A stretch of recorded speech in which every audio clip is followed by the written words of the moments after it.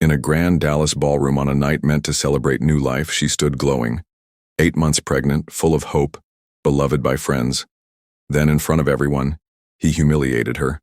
A single word, a stinging accusation, delivered with cruel precision. She faltered. The room silenced, her strength tested. But this moment, searing as it was, marked not her end, rather the beginning of a reckoning. She would rise, orchestrate a comeback so thorough it shattered his empire. Before we dive deeper, let us know in the comments where you're watching from. We'd love to hear from you. And don't forget to hit that subscribe button so you never miss any of our upcoming videos. Underneath the glitter of that ballroom night, when David Turner looked down at his pregnant wife Emma as if she were a stranger, the air froze. "Who is this man?" people whispered. The man who once promised her forever but now stripped her of dignity before the very eyes that once admired them. Why would a successful husband, blessed with wealth, influence, and the adoration of his community, choose humiliation over love? Why would he betray Emma, the woman who carried his child so openly, so mercilessly? And what kind of hidden truth lay behind his polished smile and carefully constructed life that made cruelty his weapon of choice? To the outside world, David had it all: a sprawling mansion on the hill, sleek luxury cars that turned heads, carefully curated family portraits on social media showcasing laughter and unity. But behind those walls, what really happened? How did Emma, the woman he thought powerless, find the courage to turn betrayal into vengeance so devastating it dismantled everything he had built from the ground up? And perhaps the most haunting question of all, what was the cost of her revenge? Because for David Turner, nothing, absolutely nothing, could prepare him for what she was about to do. Mark Dalton was a man who seemed to have it all. In the booming suburbs outside Dallas, his name was synonymous with power, wealth, and the promise of the American dream. A real estate mogul who built an empire from almost nothing, Mark was the kind of man newspapers profiled and communities admired. With his polished suits, his charismatic charm, and his ability to turn a handshake into millions, he stood as living proof of success. To outsiders, he wasn't just a businessman. He was a role model, a husband, a man who had reached heights most could only imagine.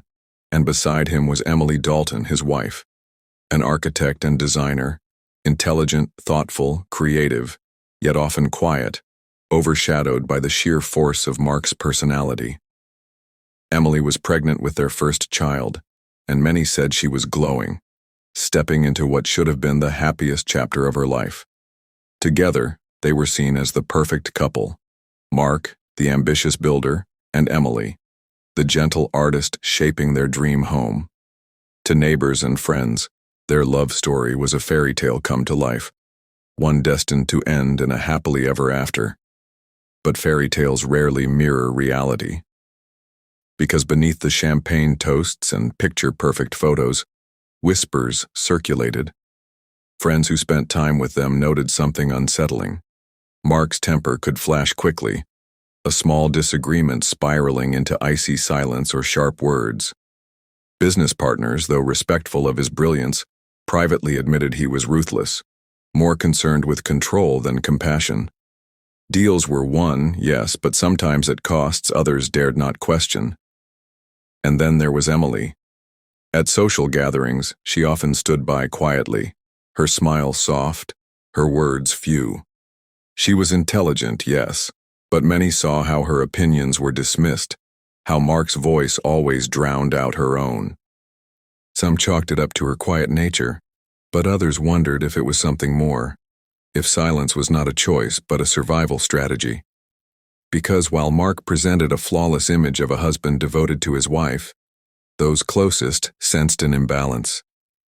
Emily's eyes told a story words did not, a story of patience, of enduring, of waiting for something to change, or perhaps for something to break.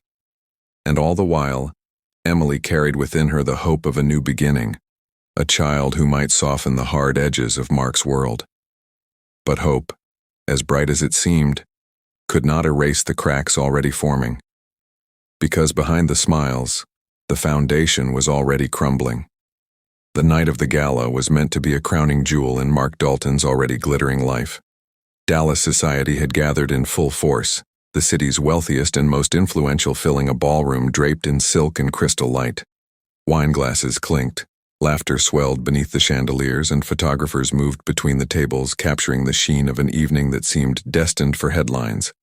Mark was in his element, standing tall, shaking hands, basking in admiration. And at his side, Emily Dalton, radiant in a flowing gown, her pregnancy unmistakable, her smile warm, her presence the quiet heart of the evening. To those looking on, the Daltons embodied success, a power couple at the height of their reign. But as the night reached its peak, as toasts rose and applause echoed, the shift began. Mark's face tightened, his charm faltered, his eyes locked onto Emily with something darker than pride. And then, in front of friends, colleagues, and strangers alike, he lashed out. His voice cut through the music, sharp, venomous, accusing. He called Emily a fraud, accused her of betrayal, his words slicing away the image they had so carefully built together. Guests froze, their smiles vanishing, whispers spreading like fire across the room. Emily stood motionless, caught in the glare of humiliation, her cheeks flushed, her eyes wide. And when his anger reached its peak, when silence had swallowed the hall, Mark struck her. Not hidden, not subtle, but in plain sight, with a brutality that shattered the illusion of perfection in a single moment.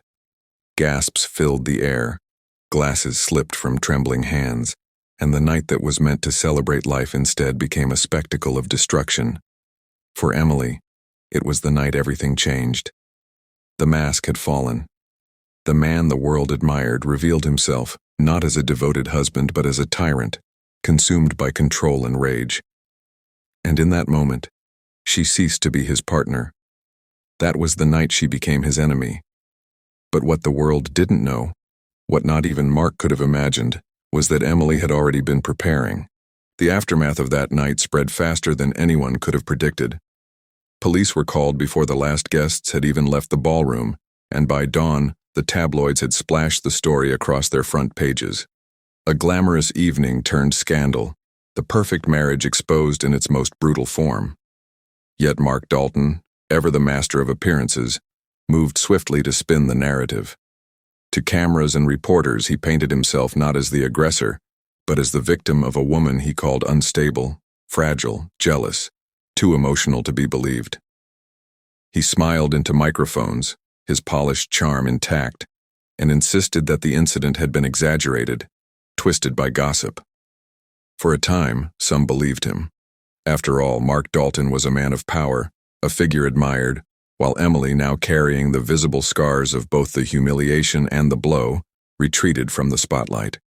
She did not respond publicly, did not chase reporters, did not rise to the bait of his accusations. Instead, she grew quiet, deliberate, almost invisible. Yet silence in her case was not surrender. Behind closed doors, Emily was working. She began collecting documents, piecing together records that revealed the shadows behind Mark's empire. She recorded conversations, capturing the venom in his voice when no one else was listening. She sought out witnesses, those who had seen his temper, or who had been crushed under the weight of his ambition, and she asked them to remember, to speak. Quietly, methodically, she was building something larger than herself. And as Emily worked, friends began to choose sides. Some, fearing Mark's reach, stayed away, unwilling to risk their own standing. Others, moved by Emily's quiet determination, offered her pieces of the puzzle that would one day expose him. To many on the outside, her withdrawal from public view was read as defeat. Some believed she would simply file for divorce, take her child, and disappear from the story, forgotten as just another woman broken by a powerful man. Others thought she would collapse under the pressure, worn down by scandal and isolation, until Mark's version of events became the accepted truth. But Emily Dalton was not broken, and she was not gone. What she was constructing in silence was not just a response, not just a case. It was something sharper, stronger, more devastating. It was a weapon. The day Mark Dalton first stepped into the courtroom, It was not the confident stride of a man admired, but the calculated march of someone who knew the world was beginning to shift under his feet. What began as whispers in society columns had transformed into something far more dangerous: legal scrutiny. Reporters filled the benches, pens ready, cameras flashing, while the city that once cheered his name now leaned forward, hungry for answers. And in the center of it all was Emily Dalton, no longer silent, no longer content to let him write the story alone. What few realized at the time was that Emily had been quietly working with investigators for months. She had sat across from agents, handed them records, delivered recordings, pieced together the very foundation of the case that now unfolded before the public.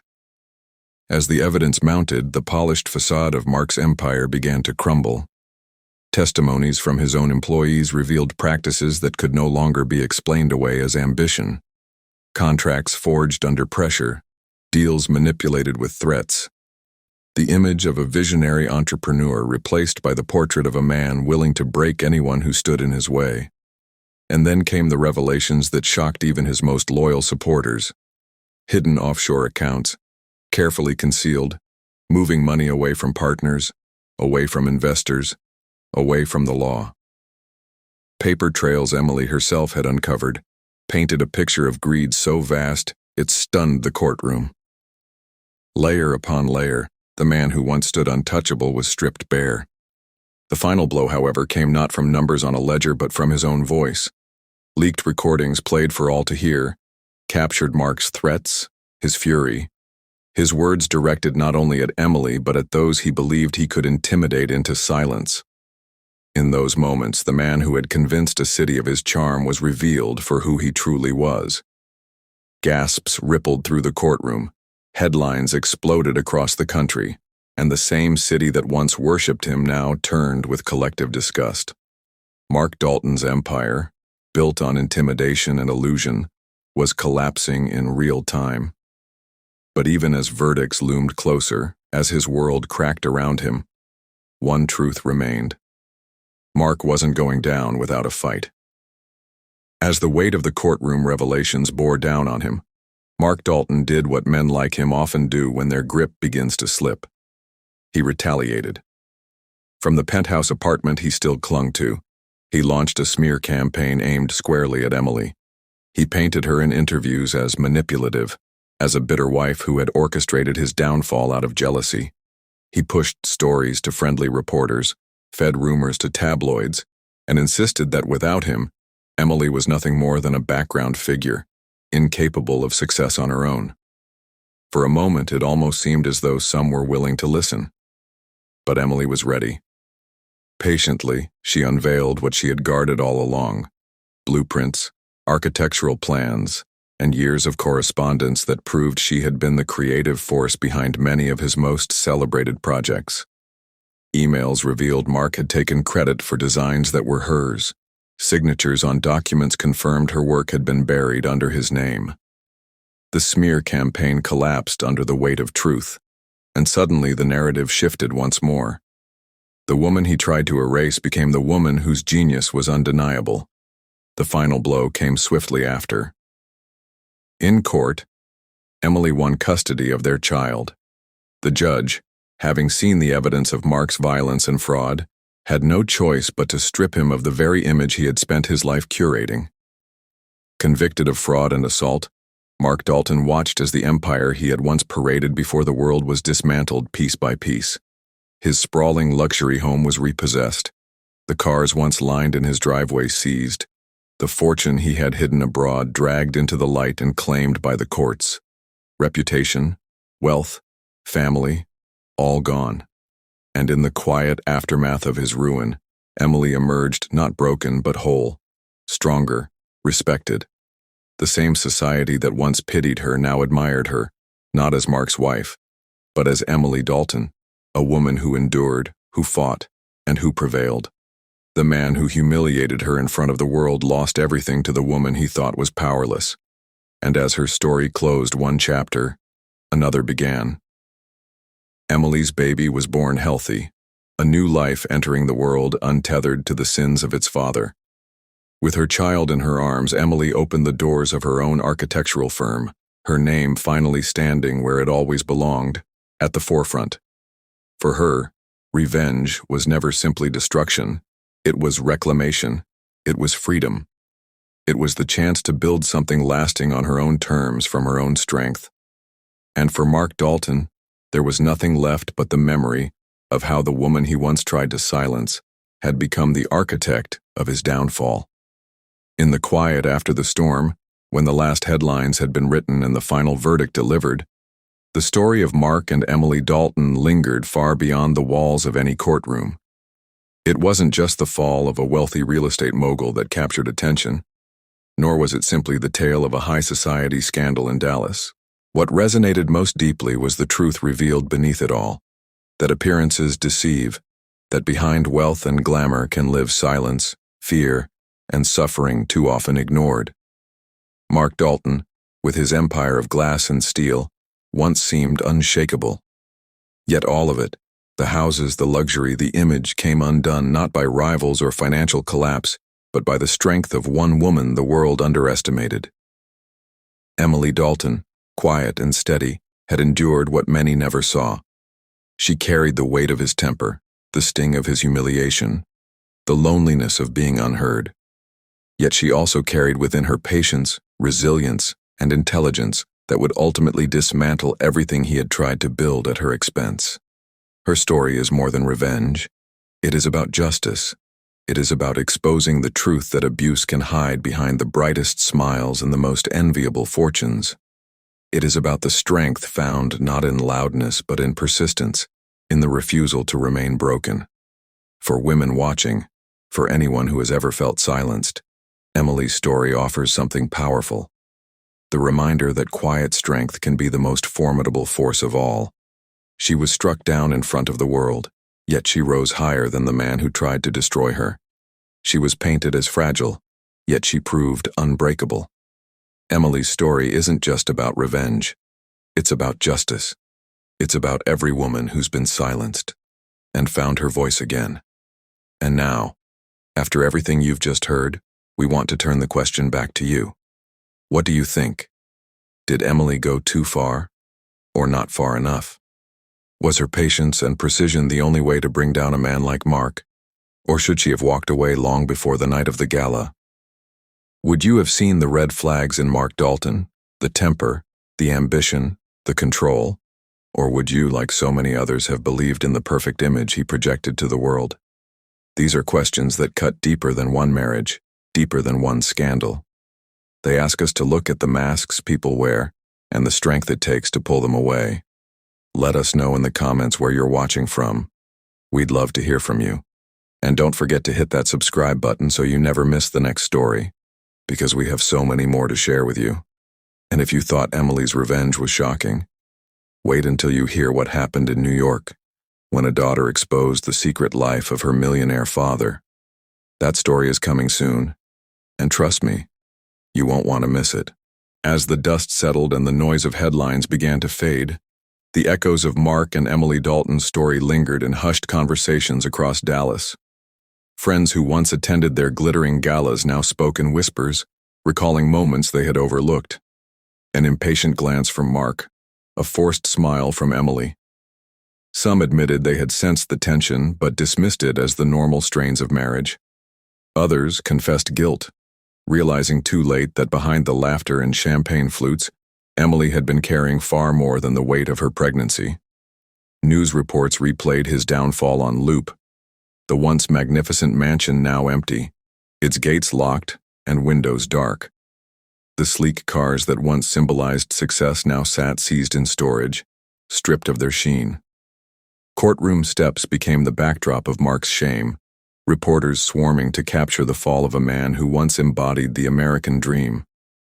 And while his empire crumbled, Emily was quietly rebuilding, not with vengeance on her lips but with determination in her heart.